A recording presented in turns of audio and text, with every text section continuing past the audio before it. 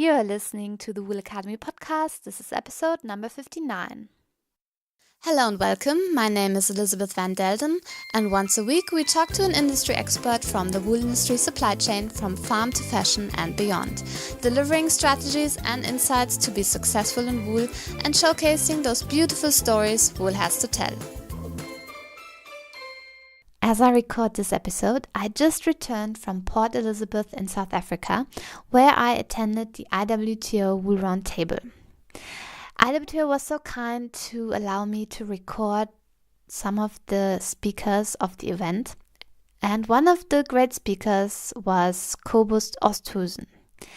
He runs an organization called Life Exchange, where he helps people achieve their full potential through effective mentoring and change management processes. To prove that change is possible for everyone, Cobus ran a 250-kilometer race in the South African desert twice, each time only having 3 months' time to prepare. And actually, Cobus hates running and wouldn't really consider him a runner or an athlete.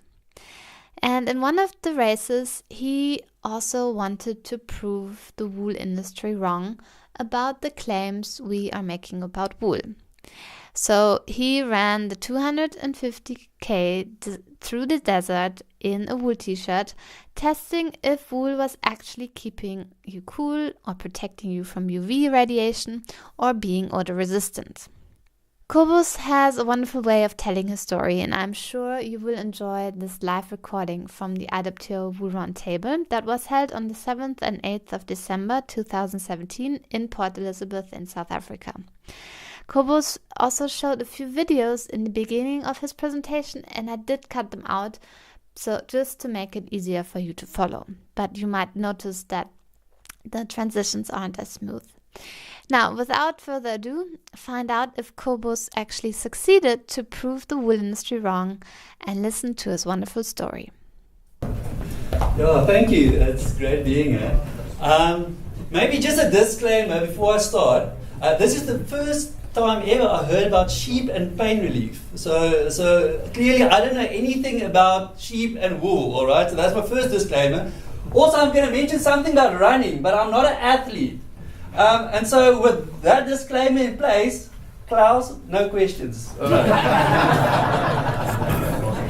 Okay. So what I am, I'm a researcher and I'm a scientist, and therefore integrity of content and information is very important to me. I want to make sure that when I work with information, it's accurate and I can use it and I can give real answers to people. And so I always say that should I win 10 billion rand, let's just stick with 10 billion, I would want to start my own show. It will be something like, I don't know if you know Mythbusters. Let me just see if I can move this. Yeah, Mythbusters. But this will be like advertisement busters. Because it feels like people are making claims out there that is just so ridiculous. And I would love to put a show on the road where I take that advert and I just copy it as is and then show the result. And I mean, if they were truthful, we will see the truth. And if they weren't, we won't. We will expose them. So that's really a big dream and passion of mine to do. And so I started looking at a few ads. And because I knew there were some Australians here, I thought maybe I can even take some of your ads and just see if they are truthful. Now, this is an Australian ad. I don't know from when. My first issue is that gun that they are shooting with. Shooting a pie at a high pressure, I don't know. But this is a typical ad that we see all over the world. Now, they claim in Australia, after a few minutes, that guy's shirt's going to come out like that. Now, maybe it's just the South African water, but in South Africa, we don't get stains out like that with the same product. This bothered me since I was a child. Because the payoff line on this one is big, writes first time, every time. And as a child, my big pens never wrote first time. You had to rub it and, to warm it up. And as a child, I always thought that it was that clown that messed it up, And then this is a Mr. Muscle. I don't know from where in the world But this is a Mr. Muscle. That poor woman, I really feel bad for her. But that mop is fantastic. And I don't know what muscle it helps, but it even helps for marriage, it seems like. I mean, they look very, very happy. So, about 2007, 2008, after doing a lot of research in neurology and how minds work, I was quite confident that we can help people with change. I mean, 1st of January is around the corner, and all of us will sign up and say, now, 2018, this is the year for us. And then by February, March, we kind of like, what did we say again? And why was it so difficult to bring about change? And so we just start looking at how does change work? How do our minds, what happens within our thinking process, and why is it so difficult to see change? And then we wanted to do a few experiments. Now, what I decided to do is to find a target audience that should we mess up with the experiment, they won't be missed. So we decided to work with gangsters in Cape Town. All right. We literally walked into a township area, went to the police and asked for the name of a few gangsters that's on the list to be arrested, but for some reason they can't nail them. And so we started with 3 guys and really start saying, look, we are onto something. If we can help a person, a criminal that enjoys being a criminal, that doesn't want to change, and really see big movement and shifts in their lives, then surely we are onto something. And so then we started our own advertising campaign, and this was one of the campaigns that was on TV. And so we launched this ad, and what you don't see on this ad is it wasn't difficult to wash off the tattoos because we painted that on. It was more difficult to cover the actual tattoos that this guy had on him, all right? So it was more painting him than washing off. That was the big problem.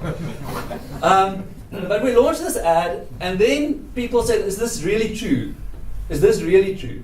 Because surely, if this is true, that we can influence people in a way that there's true change, then surely that must be the answer. Why do we still battle with drugs and gangs and so on? And so it was a real challenge. The integrity of what we're doing was challenged. And so one day I was teaching in a kind of a setup like this, and someone in the audience said, can we challenge you? Can we throw out a challenge? And I said, yes. And they said, look, you are coming here telling us that we're all underperforming our potential. We're all underliving our potential.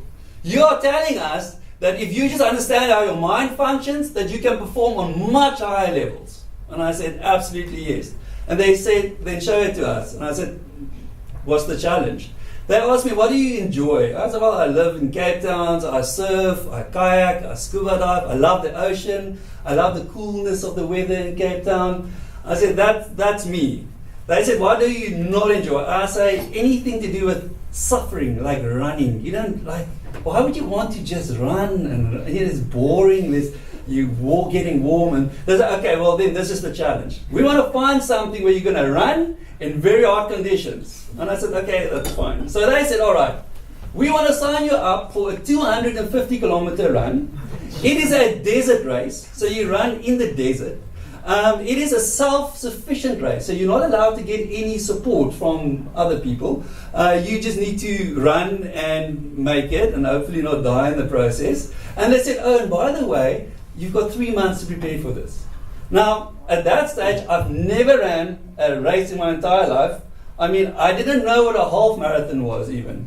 I remember the first day with registration. So the guys walk around, it's an international race, and so some of the guys will say, okay, so my last Comrades marathon, I did it in, like, what's yours? I'm like, I've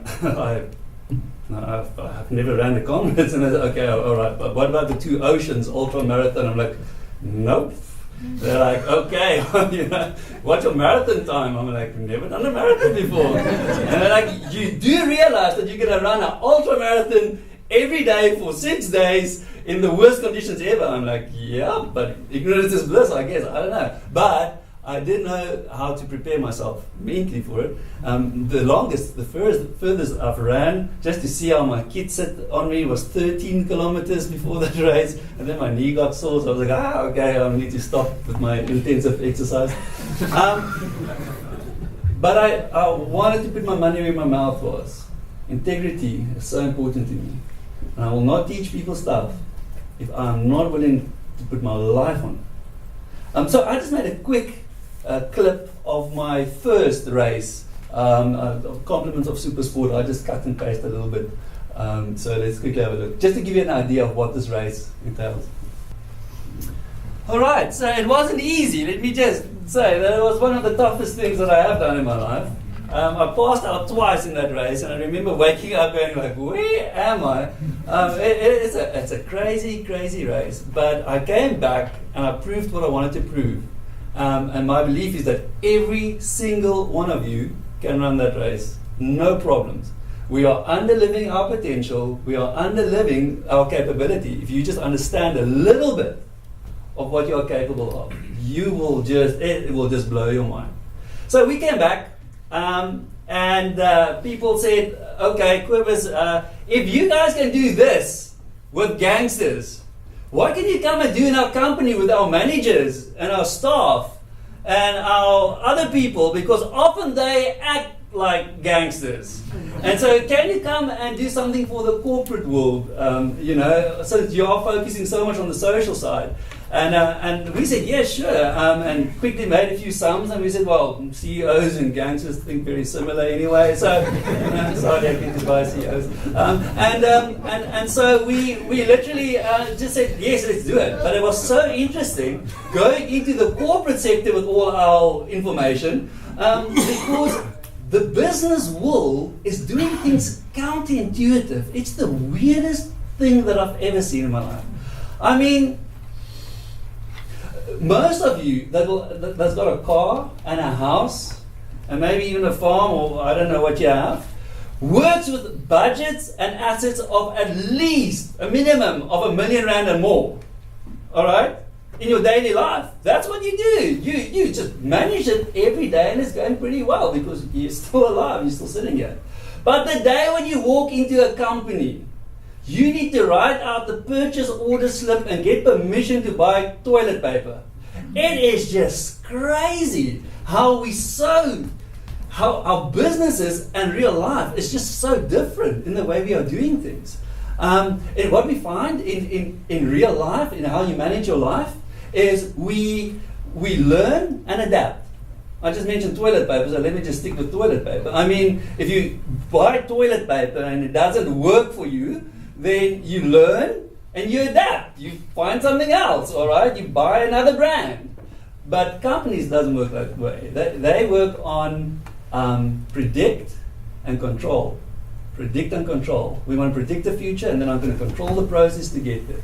And so it was so weird that the concepts that we actually applied in everyday life didn't pay off as much within the corporate sector. And so we went back to the books and we rethought the whole thing and said, how can we help people within companies and systems to do better? And how can we help people within companies to really get the best out of their people? And so another company was actually launched only this year. It's called Life Change Solutions. And so we said, this baby is just going to focus on the corporate sector, where Life Exchange, the non-for-profit one, will continue to work in communities and with individuals and with people. Now, just as we were busy preparing to launch this, I started making big claims again, and this was my claim. That I'll go into any company that exists, you can give me that person, you all know that person, where you go like, there's no hope for that person. I mean, then you want to get rid of them, but then you can't because it's labor law and stuff. That person, you can give us anyone, and what we will do is we will show you how to get the best out of that person. 12-month process. We designed something called the neuro management and mentoring process, and we will teach you how to do that. And we guarantee it in such a way that we do a baseline assessment before you start with this person and a baseline assessment afterwards, so that you can see for yourself how this person has grown in all the areas. And you doing it, not us. We just show you how to do it. And so we made these big claims, and sure enough, someone said, Cobus, but show it to us. You want to sell a product here, but is there any integrity in it? So I said, all right. They said, take a person and make them do the unbelievable thing. And so I was like, oh my goodness, here we go again. But let me do the desert run again, and let me find a person that most likely will never do this. So I phoned the organizers, and I said, hey guys, I want to do this race again, but this time I want to do it with someone that has never done it before and most likely won't do it. Can you give me a cultural group within the South African context that's never done this race? And sure enough, they said, a Xhosa person. There's no Xhosa person that has ever entered this race, run it before. So I said, okay, that's cool, because we've got a lot of Xhosa people in South Africa. I just need to go and find a Xhosa person that will do this. So I went and I found this guy, all right? Now, when I told him about what I want him to do for me, that was pretty much his response, all right? He told me, my ancestors won't go into the desert. We don't do stuff like this. And I said, it's okay, because I'll be there with you. And I took Mr. Lumko Velapi, and I said, don't worry too much, but we've got 3 months, that's it. Now, let me just tell you something. Lumko is a smoker, as he stands there, a big smoker. He's never ran a race. He's actually very big build, so he's not a massive, he's not an athlete build. He comes from the Eastern Cape, and he is very connected to his roots, very traditional in his ways. But he said yes, he signed up. And so our journey started. But I told myself something else. I said, since I am going to put me through this hell again, and since my big dream is to bust adverts of people's claims, let me take on some ridiculous claims that people make. And I decided, why not taking on the wool industry? Because you guys make some crazy claims about your product. And I said, so maybe let's just look at that and test it and see if there's any integrity in it. So I looked at all these claims. Gentle next to your skin. Can I just say how important this is? You are carrying 12 to 15 Ks on your back, which is bouncing the whole time. So on your collarbones and over your shoulders, it rubs through because you run between 5 hours and 14 hours a day with something bouncing on your shoulders the whole time. If that's not true, you will have big problems. Now, normally in day 3, you will see runners, when they take their shirts off, they put plasters. This is like they put these rolls of plasters on their shoulders because it actually goes through your skin into your flesh. So that needed to be very true. Elastic for the same purpose, ideal to wear when exercising. Big claim. This is ideal. So I said, let's test this ideal, to wear when exercising. Breathable, very important when you run in those conditions. This one, I laughed at this one. I mean, cool when the weather's hot. I said, we will test if this is true. By the way, we had ambient temperatures of 52 degrees Celsius this last run. So I said, let's test. It doesn't create static electricity. That was one thing that I also wanted to see because it was very dry conditions. My odor resistant skipped for some reason. Oh, sorry, that was. I never fixed it on yours. I fixed it on mine. So odor resistant. Yeah, right. So we're gonna run. There's no bath. You sleep in the bush, but there's no bush. You sleep on the sand.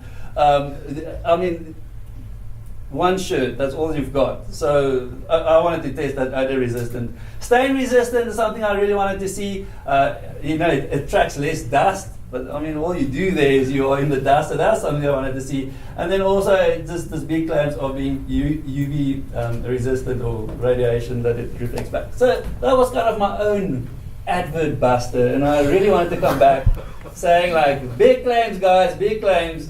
That's why the wool prices are good, but now, let's look at this. So, Luca and myself, we got those 2 shirts from Core Merino, BKB here in PE sponsored it to us. That's unfortunately the only wool we had on. we missed out on wool shoes by a few days. Delena contacted us and said, look, we've got some, I think it was Adidas, I think. Adidas wool shoes for you to run in, and we can kind of, get it to the race. But at that stage, I was like, this is crazy enough, and now I don't even know if the shoes will fit or, So we said, let us just run with the shirts. Can I just say something? That this was the first time that I had the shirt on. I was too afraid in practicing in it. Because I was afraid that, if I had to go for my 5K run to practice for this 250 and it is itchy or something, then I won't wear it in the race. And so I told myself, I'm not going to put on my shirt until that day. So that's the first time I had that shirt on. So the race started, and within the very first day, and I'm very serious about this, we could already start looking at some of the claims that you were making. So Limco and myself, we would exchange notes at the end of the evening, end of the day, and definitely the softness to the skin, the elasticity of it, and the fact that it's breathable, we could really, at the end of day one, say a big thumbs up on all three of those. It was the weirdest thing that, because the wool is slightly thicker, people kind of laughed at us in the beginning because they're like, you want to go as light as possible, and now you've got a slightly thicker, material. But because there were no seams in it, and because it was slightly thicker, backpacks running around, bouncing on our shoulders, didn't do anything to neither myself or Lumco at all. At the end of the race, we did not have a plaster on our backs or on our shoulders. And we want to contribute it to those three things. Now, not the prettiest picture, but I took this picture just to show you that I was just tearing open a powder that you had to mix with water just to drink. And so you need to know, for 7 days or 6 days of running, we only had one shirt on. All right, that was if you wanted the shirt, that was the shirt. You sleep in it, you run in it, and that's also your cloth. All right, so you wipe your hands on it. If you bleed, you stop the bleeding with it. This is it. That was the piece of material we used. Now, it's such a pity. I only got home late last night and I had to get up very early this morning. And in this process, I left my actual shirt that I ran with at home, and I so wanted to show it to you. But I can very easily tell you, if you want to see the shirt, just go to the Paul Merino shop and take one off the shelf. Because after the 6 days, after all the stuff that we've put those shirts through, once in the washing machine, and it literally came out stainless. And that I don't make that up. So we really said, okay, we're going to tick the stainless box, definitely. It was just fascinating. Now, it's very difficult to tell you if it kept us cool, all right? Because ice it just can't keep you cool in 52 degrees Celsius. But what I can tell you is the following, which was very mind-blowing to us. On day one, so a heat wave struck the area. That was the warmest in, I don't know how many years, 50 years or something crazy that has ever been in that area. And so on day one, by checkpoint 2, so you've got a checkpoint every 10 Ks about, and before checkpoint 2, we start seeing people. It looked like a war zone where you would run, and there's someone under a thorn tree, and there's drips hanging out of this thorn tree, and there's IVs and stuff, because people their bodies just couldn't handle it at all. And so the lady that you see on Limco's right-hand side, she actually didn't finish. There were quite a few people dropped out on that day, but she didn't finish. And they actually couldn't find her. She just went missing. And then when they tracked her down, she was in a coma. She lost all consciousness. They flew out to Uppington. They airlifted her out to Uppington.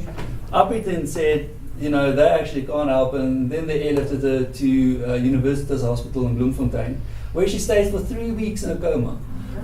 It was hectic. So much so that they got a team of doctors in that evening, and they made a new rule. And the rule was that if a doctor spots you along the way, and they just think that you don't look so lekker. Now, for our foreign people, lekker means lekker.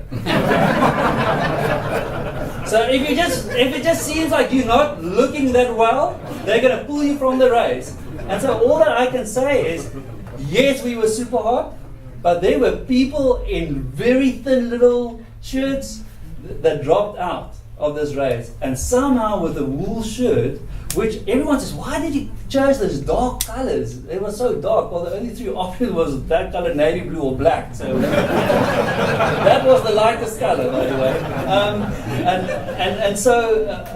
And with all that heat, we literally ran with these shirts without overheating. So we said a big yes for warm and cool. You're shuffling the whole day in very dry air. So we really thought that we're going to have a lot of static. No static. That was incredible. There was just this. It was just. I didn't expect this at all. I thought this is going to be your first big fail on those days. And then the other thing that's very difficult. I mean, from a scientist's point of view, this was just about feeling. I said I want to take this natural barrier to the UV as well, and so everyone says, "Come on, Cobus, you can't do that. Like, how would you know?" And you know what? And this is, some people say it's just my imagination. Well, then I'm just sharing with you my imagination. But the first time I ran this race, I had a bamboo shirt on, and they made it a lot of, what's the word, perforated, like a lot of little tiny holes to keep you cool. And Cobus is not white. My color is not white. I'm see-through. If you keep me in front of the sun, you can see my lungs and my heart. That is me. All right. And so I remember in my first run, after 6 days in that sun, when I took off my shirt, it actually did seem as if I was kind of reddish, And so with the wool, I remained see-through. So I do want to believe that there is some real claim when it comes to the UV side of things. So I finished my second race. It was definitely one of the toughest ones that I've ever done. Limco was the first Xhosa men to ever enter this race and finish it, proving my point that we can come and work with anyone and take them to the next level. I fully believe that.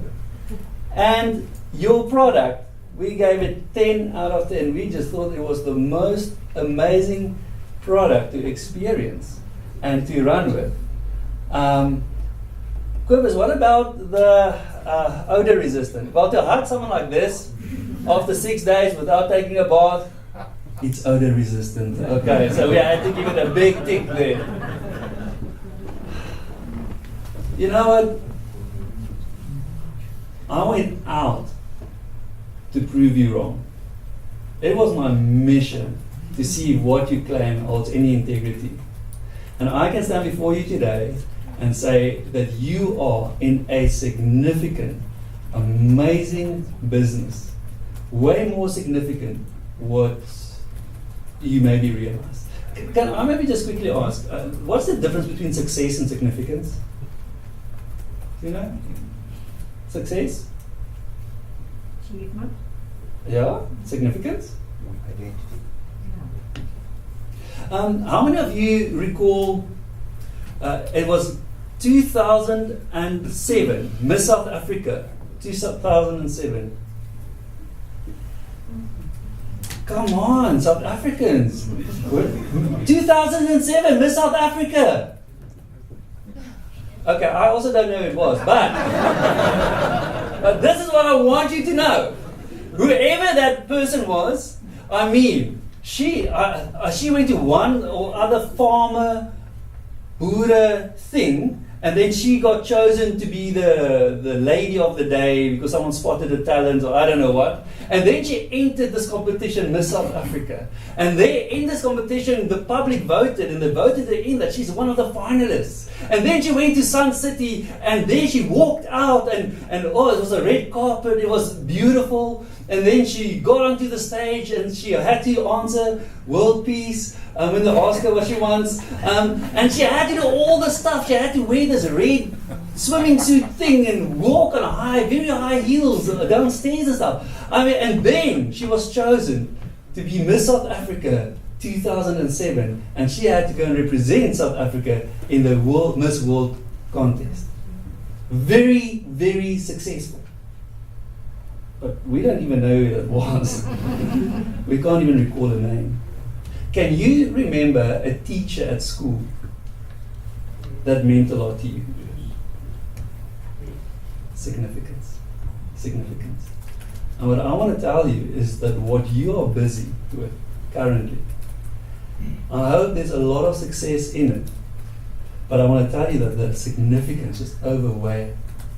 Because when there's one product that shows integrity and one industry that shows integrity, when we talk about declarations being written to ensure integrity, then it's you guys.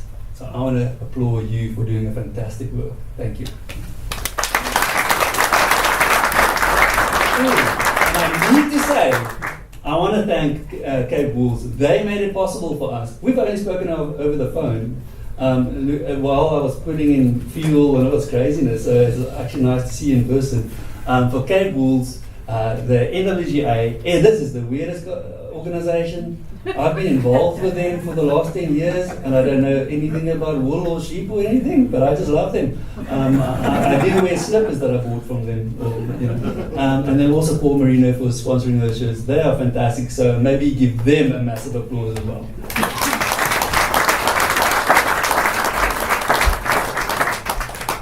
There's no questions.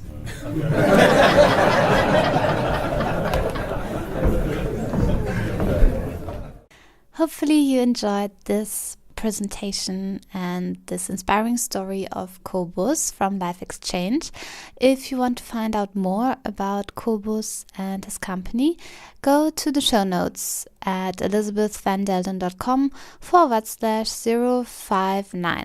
Once again, elisabethvandelden.com/059. Christmas is just around the corner, and I wanted to take the opportunity to wish you a wonderful holiday season with your family and friends. I will also take a short break. In the meantime, I will repost 2 of my interviews from earlier this year. I thought it would be nice to continue with the amazing stories from South Africa. Therefore, you have the opportunity to listen to Jeff Kingwell, a wool grower farming in the semi-desert in the Karoo in South Africa, as well as my interview with Louis de Beer from Cape Wool's, which is the South African Wool Industry Association. Thank you for listening. I really appreciate you. It has been a wonderful year full of interesting stories from the wool industry, and there are many more wonderful guests lined up for the new year. Talk to you again in 2018. All the best for you, and bye for now.